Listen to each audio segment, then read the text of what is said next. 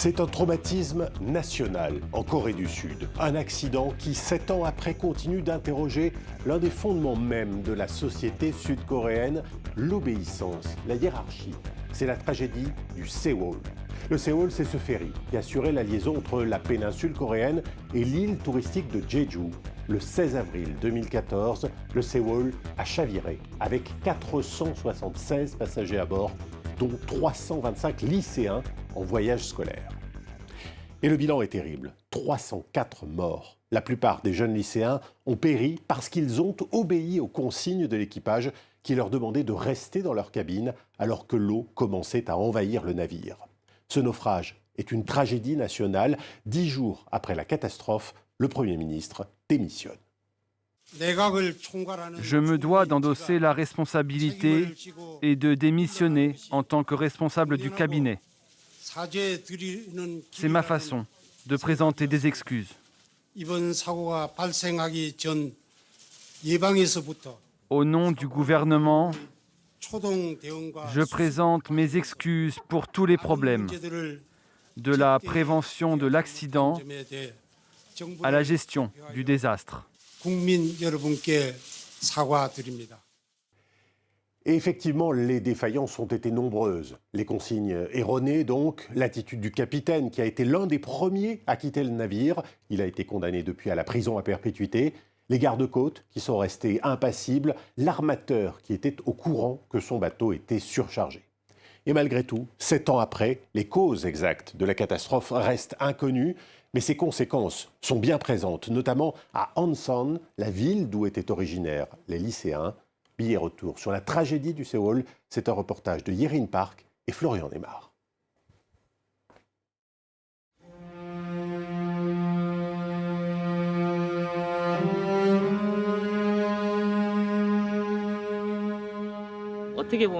J'étais mort de peur à l'idée de monter sur ce bateau après la mort de mon fils. Ça peut paraître bizarre, mais j'entendais les hurlements des enfants comme dans une sorte d'hallucination. J'avais en mémoire ces vidéos des enfants qui appelaient au secours.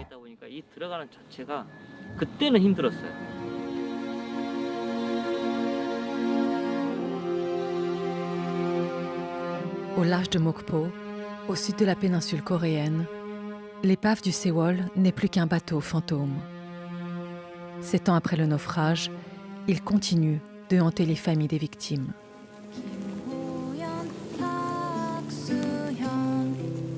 Ces noms entonnés en boucle dans les haut-parleurs, ce sont ceux des 250 enfants que la Corée du Sud a perdus le 16 avril 2014. Des lycéens partis en voyage scolaire. Comme tous les ans, les parents des victimes sont venus de toute la Corée pour commémorer l'incident.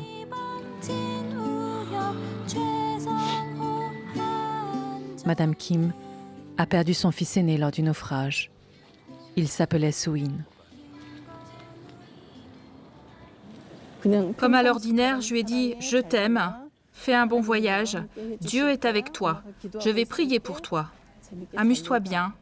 Et aussi, n'oublie pas de m'appeler. » Mais ce coup de fil, je ne l'ai jamais reçu.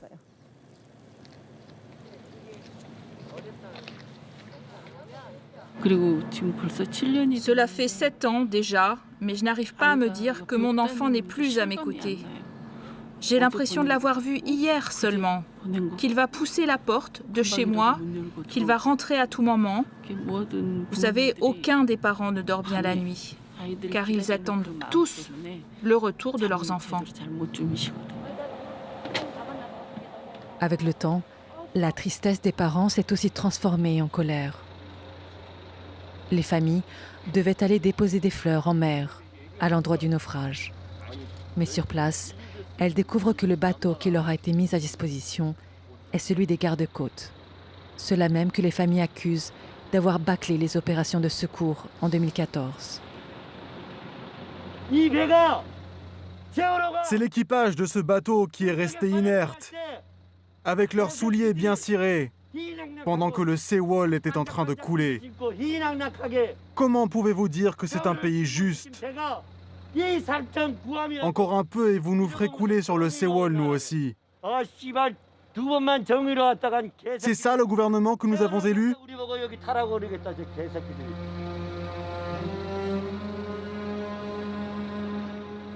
La cérémonie sera finalement annulée. À l'époque, les opérations de sauvetage sont un échec cuisant. Le Sewol mettra 2 heures et 30 minutes pour sombrer sous le regard impuissant des hélicoptères et des caméras de télévision.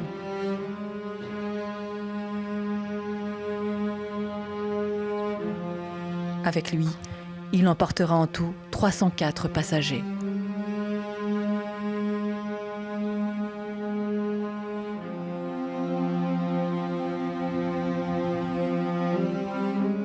Chang et Jin étaient à bord du Sewol le jour de l'accident.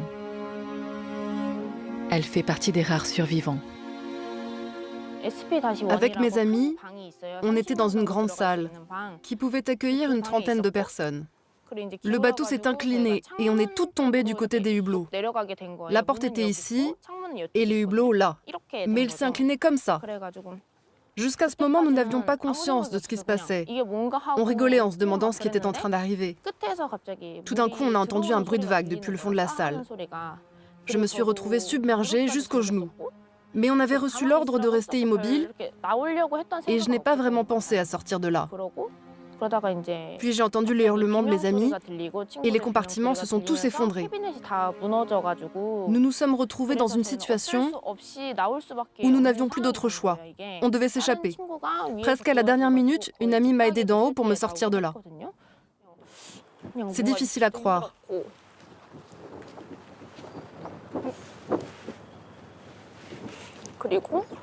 Le plus dur, c'est d'avoir perdu mes amis.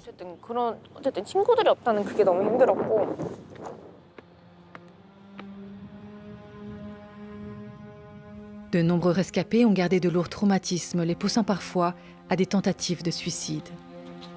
Chang Hye-jin a transformé ses peurs en vocation. Elle est aujourd'hui infirmière et souhaite à terme devenir pompier pour sauver des vies.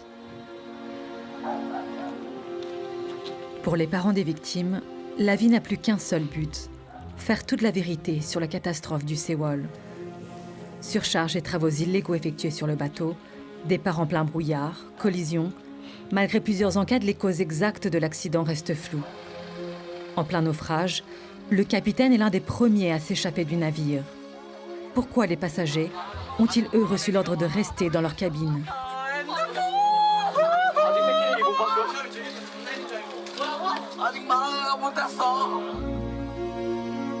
Injoignable pendant 7 heures au moment des faits, que faisait l'ancienne présidente de la République alors que se déroulait l'une des pires catastrophes de l'histoire du pays ?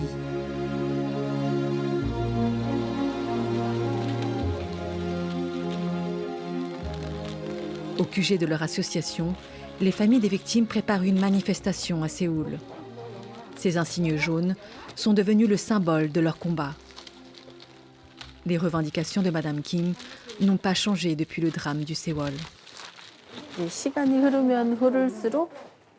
Plus le temps passe, plus j'ai l'impression que mon fils va me demander « Maman, qu'est-ce qu'il s'est passé?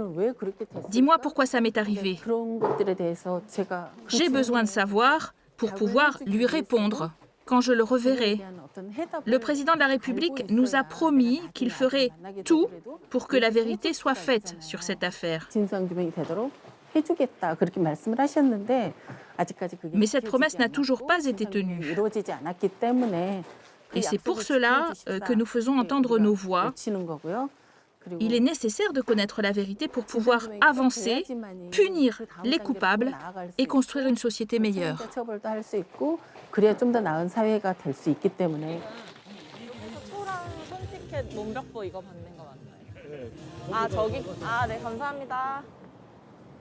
Parmi les participants, cette politicienne de 24 ans, connue pour avoir été la plus jeune membre du parti au gouvernement. Entrée en politique au lendemain de la tragédie, elle appartient à ceux que la Corée du Sud appelle la génération Sewol, des jeunes citoyens engagés et mobilisés pour le changement. 왜냐면 사실 세월호 참사는 La catastrophe du Sewol n'est pas juste un triste accident. Il a été un événement clé dans la destitution de l'ancienne présidente Park Geun-hye. Le peuple s'était unifié dans la mise en accusation du gouvernement et je pense que la génération du Sewol a joué un rôle important dans le bouleversement politique de l'époque. Les jeunes ont pu être les arbitres d'un gouvernement corrompu. Tout naturellement, cela a attisé notre intérêt pour la politique et nous a fait réfléchir sur le rôle du gouvernement ainsi que sur le chemin à prendre pour notre pays.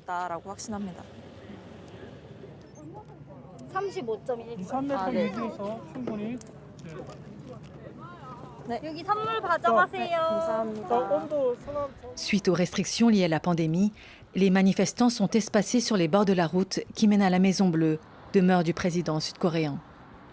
Une mobilisation silencieuse, tous brandissent un même message, une fois de plus, rappelons-nous du Sewol.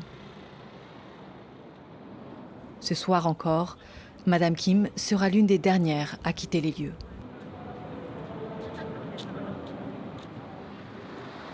En Corée du Sud, la catastrophe du Sewol n'a pas seulement provoqué un bouleversement politique.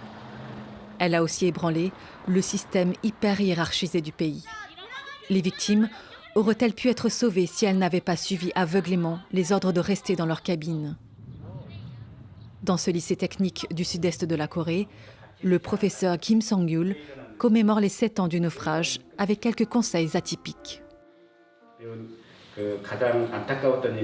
L'élément le plus regrettable dans le naufrage du Sewol, c'est que les élèves ont ressenti le danger, mais sont restés dans leur cabine à cause des indications erronées qu'on leur a transmises.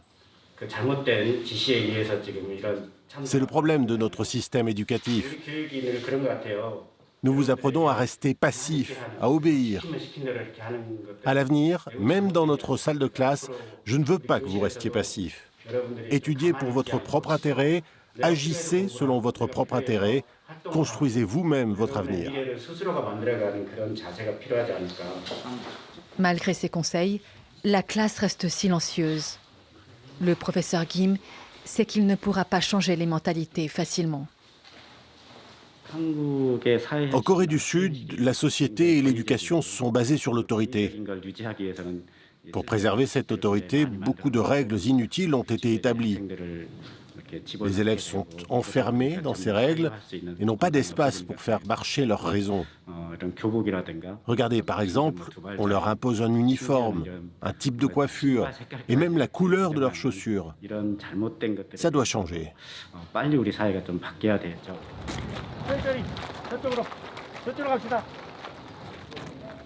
Ce matin, le professeur Kim a décidé d'emmener ses élèves sur le port de Pengmok, un des endroits les plus proches du naufrage. Au moment de l'accident, les premiers corps ont été ramenés dans ces alentours. Ça me rend triste d'être ici, en face du lieu où s'est déroulé l'accident. J'espère qu'il repose en paix. C'est un traumatisme. À chaque fois que je viens ici, c'est pareil.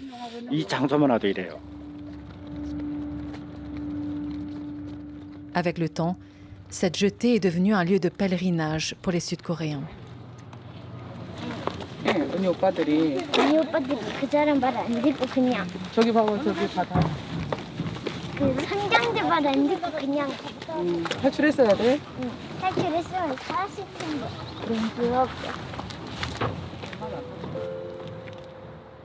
Les enfants disparus venaient de la ville d'Ansan, à 30 km au sud de Séoul, et d'un de ses lycées. Ici, l'arrivée du printemps et des beaux jours est aussi synonyme de douleur. La municipalité vient d'inaugurer un centre éducatif. À l'intérieur, des salles de classe reconstituées à partir de celles fréquentées par les victimes du Sewol. Même table griffonnée, même tableau, même casier d'étudiants. Les familles ont également apporté des souvenirs de leurs enfants. Le directeur du centre a perdu son fils dans le naufrage. Avec ce nouveau bâtiment, M. John espère éveiller les consciences. Aujourd'hui, en Corée du Sud, les élèves de classe primaire doivent obligatoirement suivre des cours de survie et les voyages scolaires ne peuvent désormais être effectués qu'en petit nombre. Cela montre que la priorité est de plus en plus accentuée sur la sécurité de chacun. J'aimerais que ce centre éducatif et ces salles de classe deviennent un lieu de souvenir et de compassion, mais provoquent aussi une pensée critique. Avec ce centre, il faut dépasser le simple travail de mémoire et créer de l'espoir.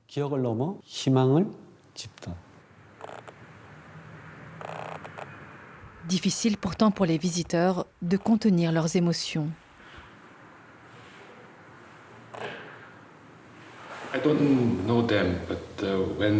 Je ne les connais pas, mais quand j'ai vu la photo de ce garçon, il m'a rappelé mon fils. C'est vraiment triste. C'est un accident qui aurait pu arriver à ma famille.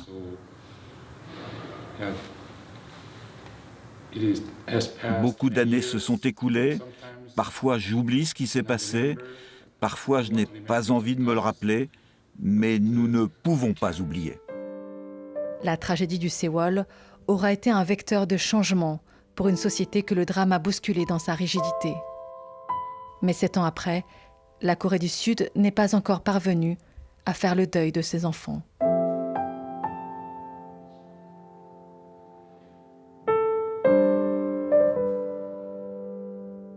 Et voilà donc pour ce reportage en Corée du Sud, un reportage que vous pourrez retrouver bien sûr sur france24.com. Je vous dis à très vite pour un nouveau numéro de Billets Retour.